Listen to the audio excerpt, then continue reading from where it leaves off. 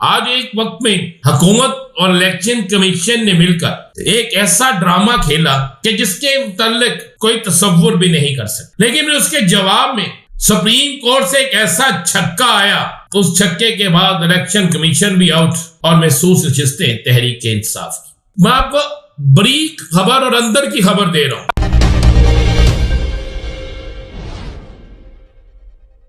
बिस्मिल्लाहिर्रहमानिर्रहीम, अस्सलातु वस्सलामु अलैका या सय्यदी या रसूलल्लाह, अस्सलातु वस्सलामु अलैका या सय्यदी या हबीबल्लाह। तमाम सुनने वालों को अस्सलामु अलैकुम। मैं हूं राना अज़ीम और आप देख रहे हैं Rana Azeem official YouTube channel, Facebook page और टिकटॉक। आज एक वक्त में हुकूमत और इलेक्शन कमीशन ने मिलकर एक ऐसा ड्रामा खेला कि जिसके मुताल्लिक कोई तसव्वुर भी नहीं कर सकता। लेकिन उसके जवाब में सुप्रीम कोर्ट से एक ऐसा छक्का आया कि उस छक्के के बाद इलेक्शन कमीशन भी आउट और महसूस नशिस्तें तहरीक इंसाफ की। मैं आपको बरीक खबर और अंदर की खबर दे रहा हूं।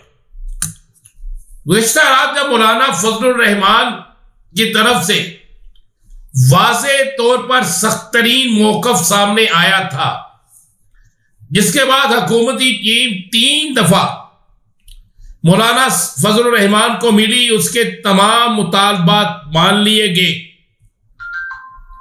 और उसके बावजूद भी जब आखिरी मुतालबा मौलाना फजलुर रहमान का मानने से वो इनकारी थे, उस पर टाइम लेकर गए थे, तो मौलाना फजलुर रहमान, तहरीक इंसाफ और दीगर सियासी जमातों को डराने के लिए एक गेम की गई।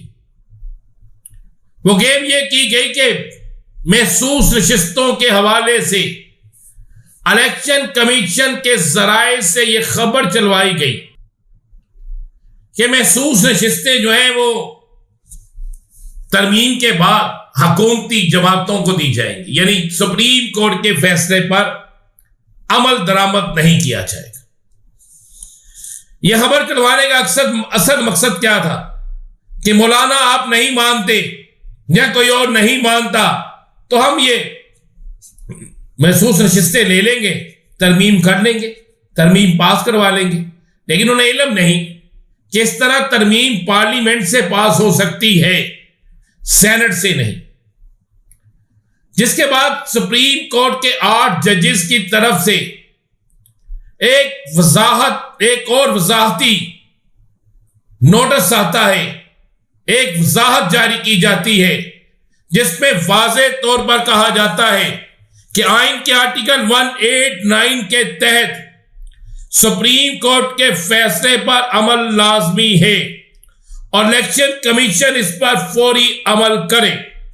इलेक्शन एक्ट तरमीम से 12 जुलाई के फैसले पर कोई असर नहीं होगा और 73 के आइन के तहत अमल दरामद हो जाना चाहिए था।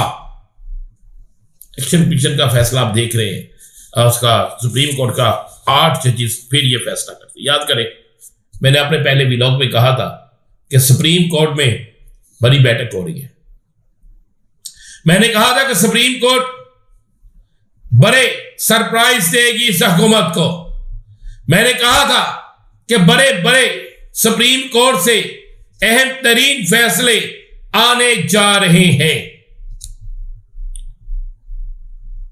जब यह फैसला आता है तो उसके फौरी बाद फिर पीपल्स पार्टी की क़यादत मौलाना के पास जाती है सुप्रीम कोर्ट से एक और वजाहत आने के बाद। जब नजर आता है कि अब इलेक्शन कमीशन अगर सीटें देगा हुकूमत को तो तौहीन अदालत होगी और इसके बाद तो कोई गुंजाइश रह नहीं जाती, फौरी तौर पर जाते हैं और मौलाना से कहते हैं आपकी सारी बातें मंजूर।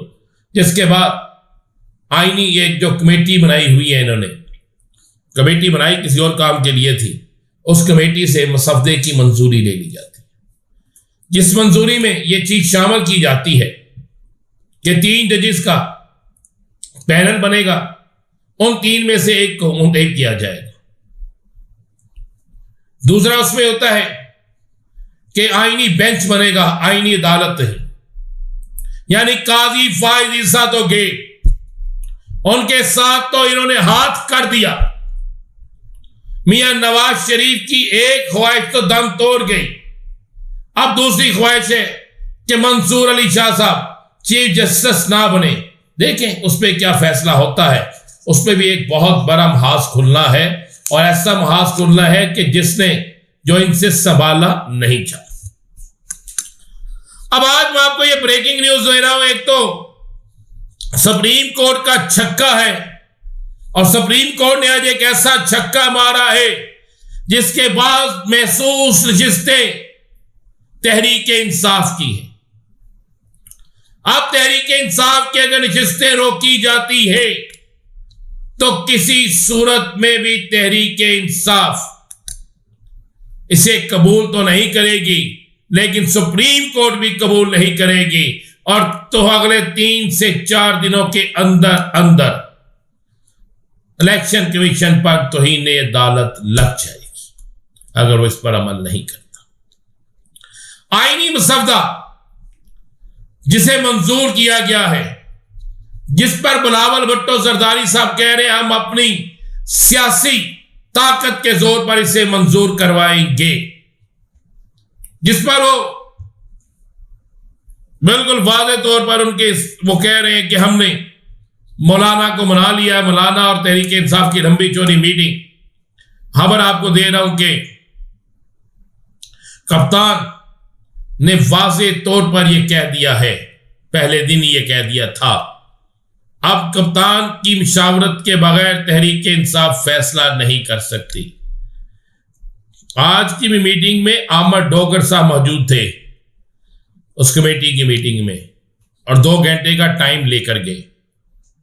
अब आईनी मसवदे पर मेरी इतला के मुताबिक कप्तान किसी सूरत में इस बात पर राजी नहीं होगा कि सुप्रीम कोर्ट की तकर्रियों, सुप्रीम कोर्ट के चीफ जस्टिस की तकर्री, सुप्रीम कोर्ट के जजेस की तकर्री ये किसी सियासी शख्सियत के हाथ में हो और सीनियर की बजाय 3 रुकनी कमेटी हो, तो आपको वक्त से पहले इख्तियारों के कप्तान से मुलाकात हो ना हो, कप्तान की तरफ से यह इनकार है।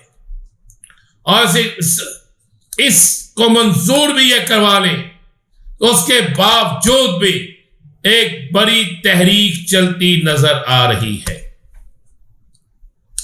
मेरे पास अहम तरीन जराए से यह खबर मौजूद है कि पीपल्स पार्टी भी यह बात जानती है, नून लीग भी यह बात जानती है, और मौलाना फजलुर रहमान भी यह बात जानते हैं कि इमरान खान के इनकार के बाद मुल्क का सियासी माहौल इतना तेजी से तब्दील होगा कि ये सारे मिलकर भी उसे संभाल नहीं सकेंगे।